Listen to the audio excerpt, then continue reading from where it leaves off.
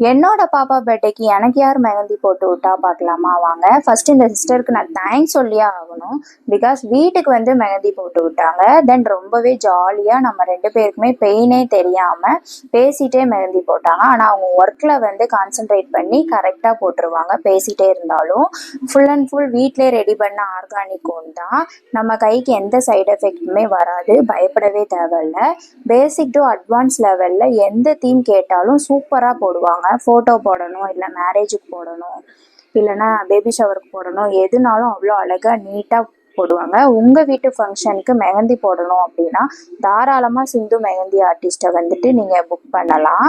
இப்போ போடுற மெஹந்தி வந்துட்டு எனக்கு வெளியில் வாங்கிட்டு வந்தது தான். ஏன்னா நான் சடனாக புக் பண்ணேன் அப்படின்றதுனால அவங்க ரெடி பண்ணி வைக்கல. சரி நானுமே நம்ம அக்கா தானே அப்படின்னு சொல்லிட்டு ஓகே அப்படின்னு சொல்லிட்டேன்.